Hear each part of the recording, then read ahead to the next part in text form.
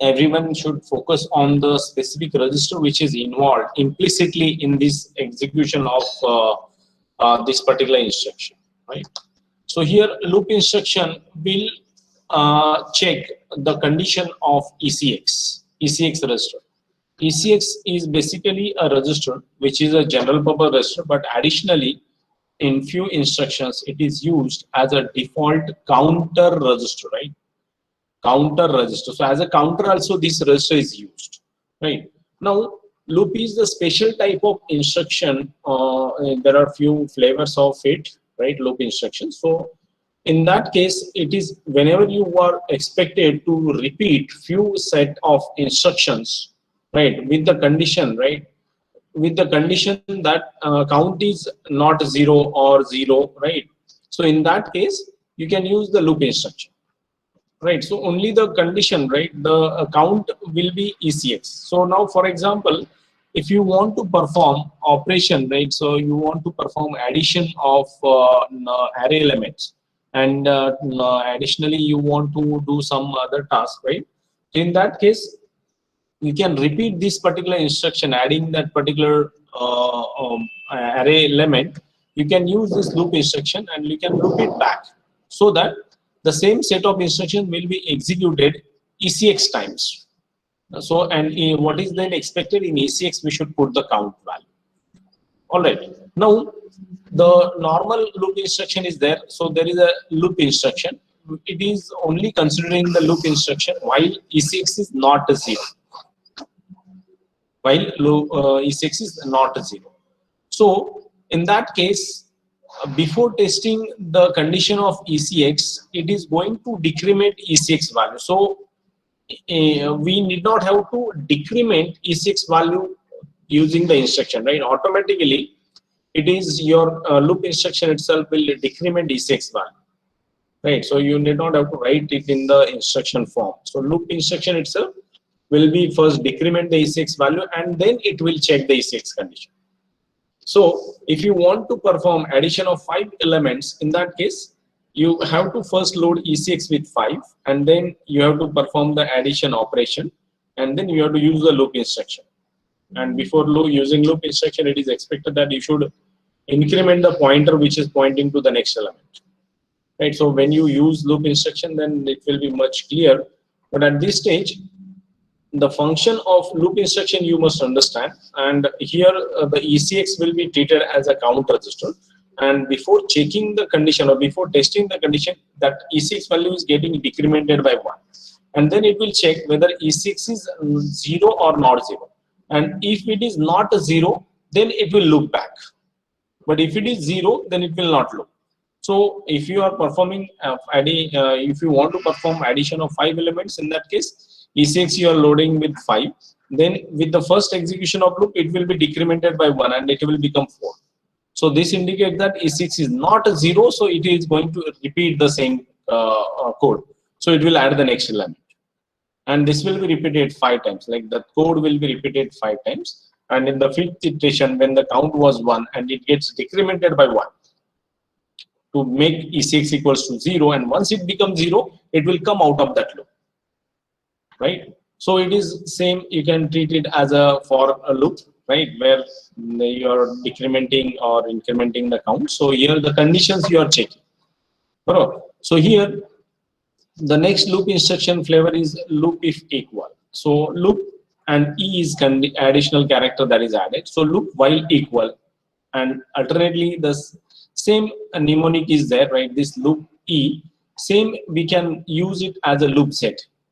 So ultimately, if it is equal, then 0 flag is getting set, right? So ultimately, after checking the condition, right, there are a few conditions. Like for example, you are trying to scan particular number in an array, right? In an array, and in that case, once the particular element is found, then you don't want to continue with the next iteration, right?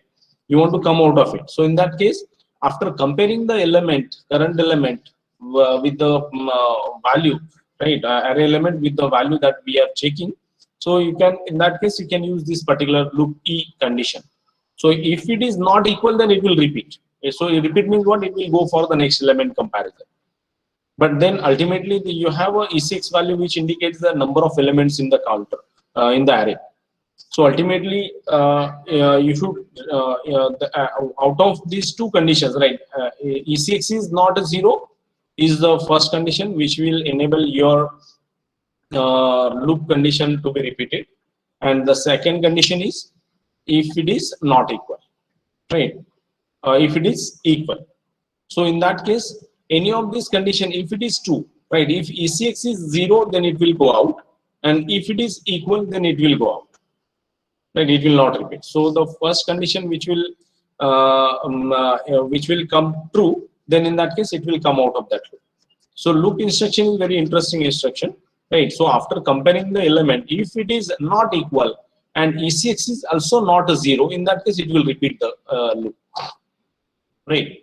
Second, the third loop instruction is loop NE. So loop if not equal, right? Loop if not equal. So in this case, here in this case, loop while not equal means in that case, if the current element is not equal, then in that case we have to repeat, right? So here in this case, loop if equal is the instruction, and loop if not equal, so both are opposite to each other. So depending on the application we can use.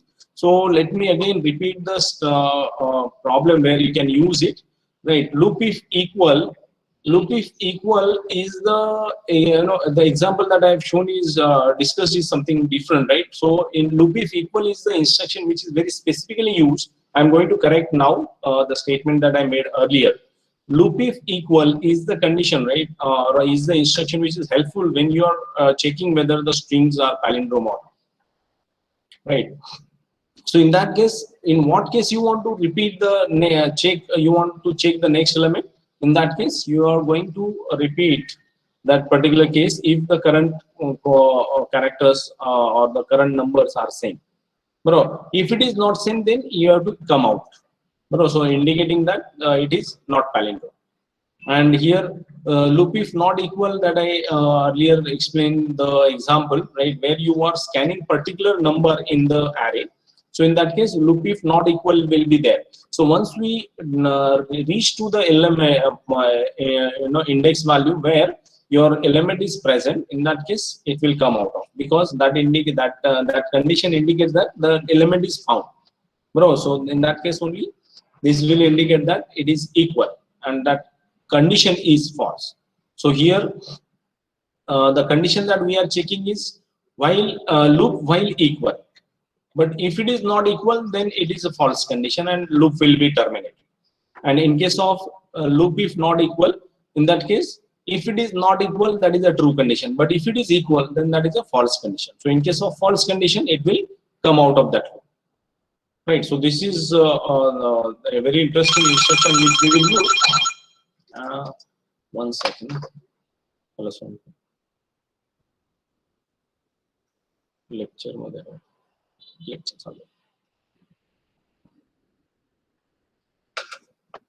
hello. Sorry for interruption. So here loop E, loop NE, these are the loop instructions which we will be frequently using in our program, right? So other instruction is executing a loop or repeat 0 times. So here in this case, initially when it is expected that you want to check the ECX condition is 0 or not, so in that case JCXZ is the instruction which is used, and this indicate in this particular condition that will be checking where if ECX is 0, then it will jump to the target location. So this is another instruction, branch instruction, which is used and very specifically used when we want to basically before we execute any loop, we want to check whether my count register is 0 or not. Many times it happens, right?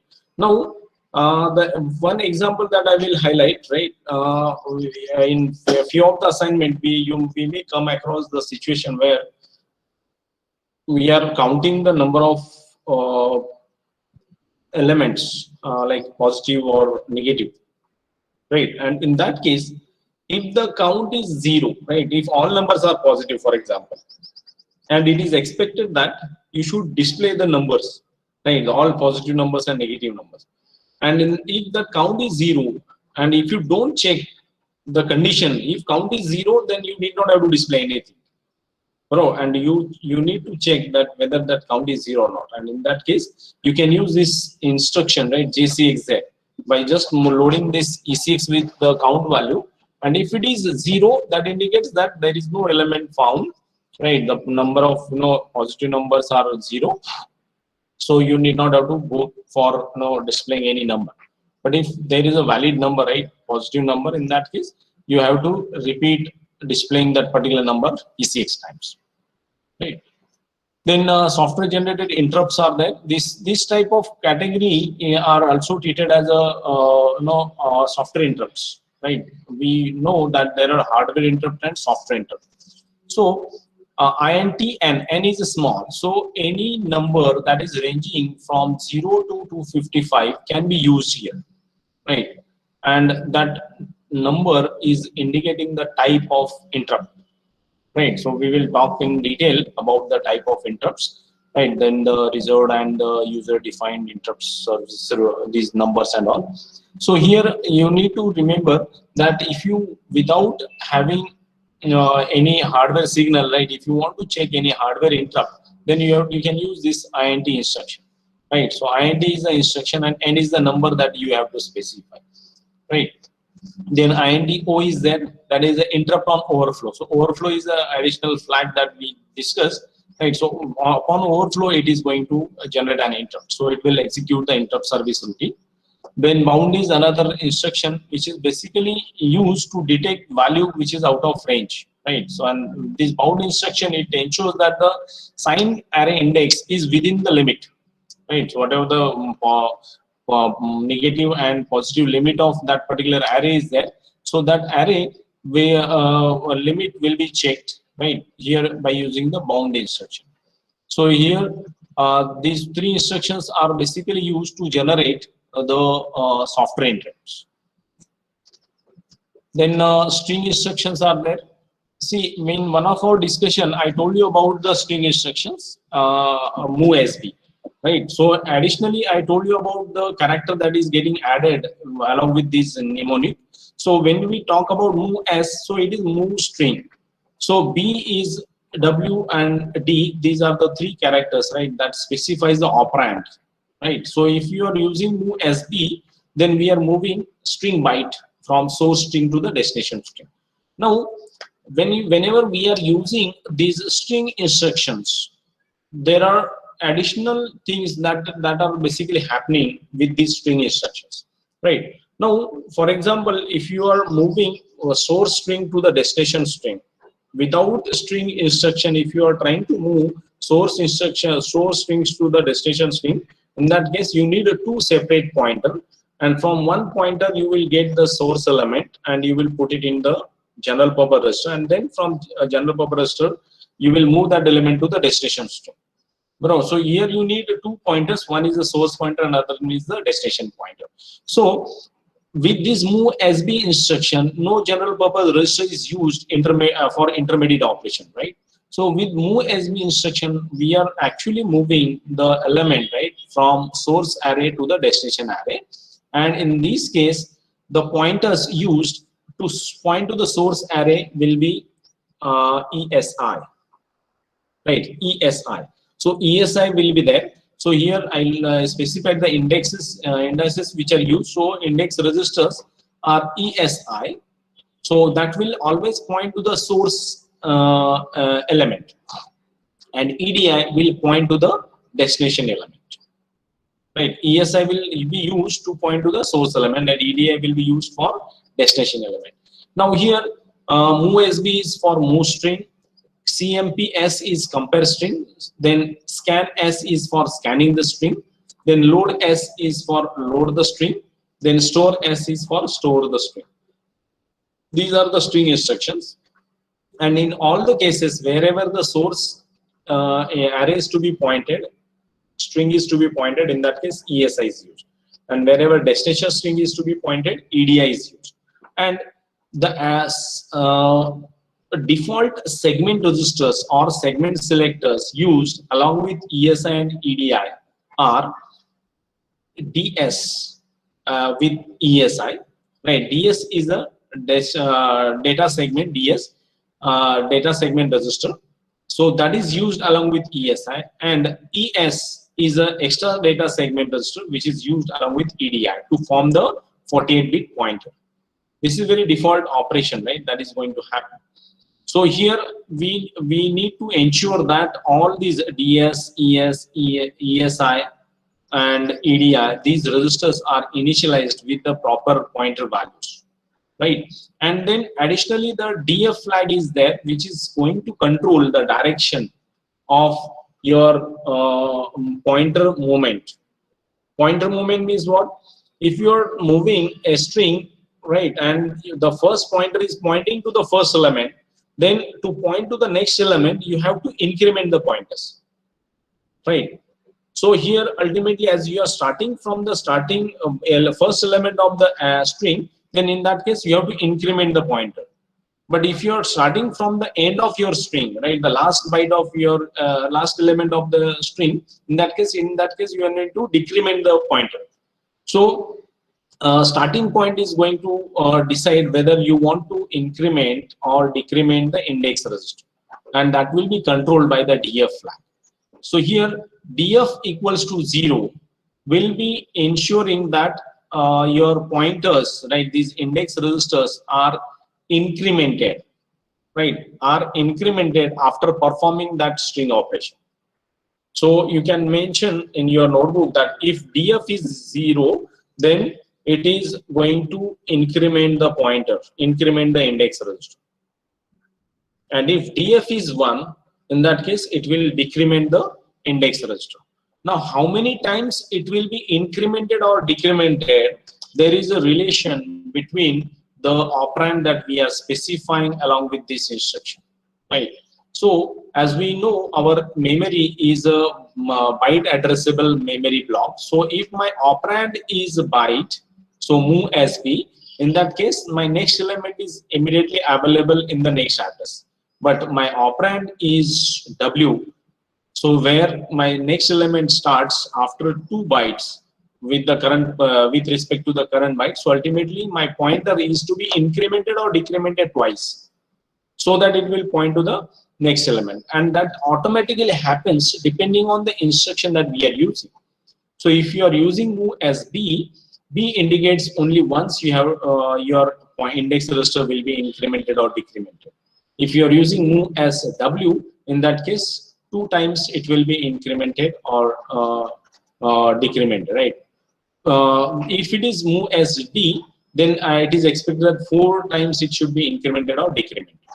So that DF decides whether it is incremented or decremented, and operand size decide how many times it will be incremented or decremented, right? And changing the condition of this direction flag can be controlled, right? You can program it, you can decide based on your initial byte or initial element that you are handling. So you have CLD instruction, which is clearing the direction flag, right? So this is very important instruction, right? By default, whenever you reset your processor, in that case, DF will be by default, right? And STD, this STD indicates set direction flag. So CLD clear direction flag, STD is set direction flag. So you can, as per your requirement, you can make changes with the TF. All right. Then repeat instructions are there. These repeat instructions are used along with the string instructions. So same string instruction can be repeated, right? Same string instruction can be repeated by using these repeat instructions. So ultimately, when we discussed about the loop instruction, you can see there is some common points we can highlight here, right? So repeat, normal repeat is equals to the loop, right? But what is the difference here? Loop can be used for repeating the set of instructions, and loop is not specifically associated to any special character instructions, right? Category of instruction. But REP is basically a prefix. It is not an instruction as such, but it is basically a prefix, which is to be prefixed to the string instructions. So here, if you want to repeat particular string instruction ECX times, so in that case you can use REP prefix. So for example, if you are moving a source string which is having say 7 bytes in your string, and you want to move all 7 bytes in one go, then you can use REP prefix. But before using REP, we have to ensure that ECX is loaded with 7, right? And then we can write REP space move SB. So move SB will be repeated ECX times. So 7 times it will be repeated, and it will ensure that the source string is transferred to the destination string. So in examples we will discuss it in detail. Then additionally, there are 2 flavors of repeat instruction, repeat prefix. So REP is there. So REP E is repeat if equal or 0. So here repeat if equal and repeat if REP is Z, X is not there, it is Z. So repeat if equal or repeat if 0, right? These conditions are there. So along with the compare SB instruction, we can use this repeat prefix. Then repeat if not equal is there, repeat if not 0 is there, right? Then in that case, repeat condition will be used or repeated. This particular repeat prefix will be repeating the string instruction while not equal, right? So in compare SB, scan SB, these instructions are going to use these conditional prefixes. So here you can see the first termination condition that is highlighted is ECX is equals to 0. So if ECX is 0, then it will be terminating the repeat operation. And the second termination condition is given here. For REP, normal REP, there is nothing. But second termination condition, ZF is equals to 0, ZF is equals to 1 for these 2 flavors. So any of this, if it is true, then it will terminate. It is not expected that both should be true. But any of this true, then it will be terminated. But what if both are true? In that case also it will be terminated. So minimum requirement is at least one condition should be true, right? Then instruction for block structured languages. So 2 instructions are there which are basically used in high level language. Enter and leave are there. So enter is basically these 2 instructions are basically used to provide machine language support for functions normally found in high level language, right? So enter is there and leave is there, right? So enter it is basically creating the stack frame required for most block structured high level languages. So here the stack space is basically created, right? So in detail you can explore about it, but at this stage you can just understand about this enter instruction, useful in high level language, right? Mostly in block structured languages it is used, where it creates the stack frame, and leave is the instruction which is performing the reverse operation of enter instruction. So here it is while leaving the procedure, right? Leave reverses the action of the enter instruction. So by copying the frame pointer of the stack pointer, leave releases the stack space, right? So enter is used to make the stack space for the new procedure, and here leave is going to release that space, right? Then flag control instructions are there. So there are few flag registers which we can manipulate by using the flag control instructions. So ST, let me clear, ST indicates the set, CL indicates the clear, and CM indicates complement. So STC, so set carry flag. So anytime you want that carry flag to be set, in that case you can use this instruction. CLC, so clear the carry flag. Complement carry flag, so here it is CMC, complement the carry flag. Then CLD is there, clear direction flag. So direction flag and set direction flag, we discuss about it. These are used in case of string instructions. Then flag transfer instructions are there. See, very interesting instructions are these. See, whenever we want that your flag value is to be checked, right? So here the flag transfer instructions are used. You can move flag registers, right, into the register or from register to the flag. So here load AHF, LAHF is the instruction which load AH from flag. So here flag value will be loaded in the AH register, right? So here once it is loaded, then the 8-bit, lower 8-bit of your flag register will be available, and then you can check the condition in AH value, AH register. Then SAHF is store AH value into the flag. But while performing store instruction, we need to ensure that whatever the fixed bits are there, zeros that are specified, we need not have to change, right? So you have to keep it as it is. Otherwise, there may be condition, right? It will not work properly. System will not work. So while performing store operation, in that case, you have to take care of it. Then push F is there. So here we are pushing the flag register onto the stack, and then pop F is there. Then by using pop F, we are storing loading the flag register from the stack, right?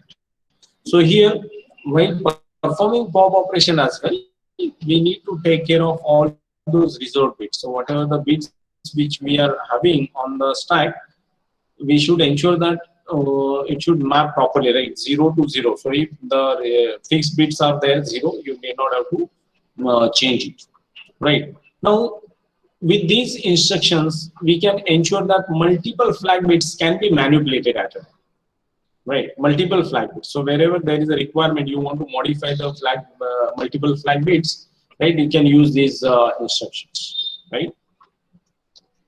Then segment register transfer instructions are there, so we can move segment values into the segment register, right? So move is the instruction which is used, then pop is the instruction, push is the instruction. These three instructions can be used for changing the segment register values, right?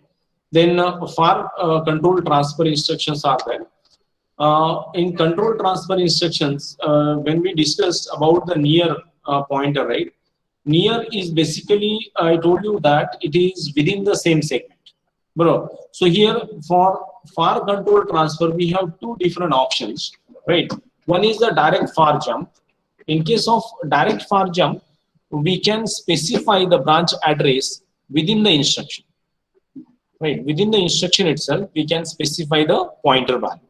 And in case of indirect far jump, the pointer where you want to move or jump, that is to be specified in the memory location, right? And along with the far jump, you have to specify the pointer.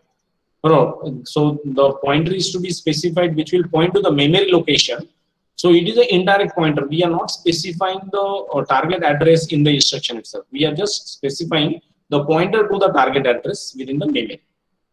So what I told you about the direct far jump, the 14-bit pointer will be available within the instruction. But in case of indirect, that 14-bit pointer will be available in the memory, and its address or its pointer is basically specified along with the instruction jump. Then far call is there. I told you about the far call. Far call, if the procedure is outside the current segment, in that case, we are going to perform the far call. Now, what is the difference between the near and far that I told you? It is, in case of near, the target address is within the same segment. So within the same segment. So see, whenever we are trying to write the pointer value, right, the target address value. So in that case, we have two options. One option is the near pointer. Near pointer will be of 32-bit. Near pointer. So that 32-bit pointer will be specifying the address within that same segment. But when we are talking about the far pointer, then as the target address is outside the current segment, so you need to specify the base address of the target location. So that is the segment address, and that is of 16-bit, and 48-bit the offset within that segment. So for far jump or far call, we are going to use the 14-bit pointers. Then these 5 instructions are there, data pointer instructions. Here these instructions are basically used to load the segment registers. So here you have LDS, LES, LFS, LGS, and LSS. Right here you can see LCS is not there, because whatever the control transfer instruction that I highlighted, in that case, as it is changing or diverting the execution of your current program to the target location, it is, and if it is a far jump, then ultimately CS will be automatically changed, right? So that is that control is not there with the programmer. As a programmer, we cannot make any changes with these pointers, right? CS and EI. Only thing is we can execute the instruction, and by execution of those instructions, that CS and EIP value may get changed, right? So then branch instructions are going to modify the values of your CS and EIP. But additionally, to load the other registers, segment registers, we have this LDS, LES, LFS, LGS, and LSS. So load pointer using DS, load pointer using ES, load pointer using FS, load pointer using GS, and load pointer using SS. These are the segment load instructions which we can use. Then there are a few miscellaneous instructions are there. So LEA is the instruction load effective address. Now, many times it is required to calculate offset, right? In a few of the assembler, this was very interesting or useful instruction. But when we are using NASM supports direct extraction of effective address. So ultimately, LEA is basically used to calculate effective address, right? Effective address of that particular label, right? The operand. So here, by using LEA, we load the effective address to the destination register, right? Then, as we discussed NOP instruction in one of our earlier discussion, NOP is the instruction, it is a no operation. So no operation means it is not going to perform any operation as such. Then how it is used? So whatever the clock cycles consumed by NOP, right? So if you want to insert delay of those clock cycles, then you can use NOP instruction in that, right? And then the last one is the translate instruction, right? XL8. Now, in lookup table, whenever we want to convert or translate particular number into other code format, then in that case, translate instruction is used, right? So we will be making use of this translate instruction, and by using translate instruction, we can convert the given number, say from BCD to XS3, we can convert, right? So in that case, the lookup table will be consisting of XS3 code. So in that case, we can translate our BCD number, which is specified in the source register, into the XS3 code, right?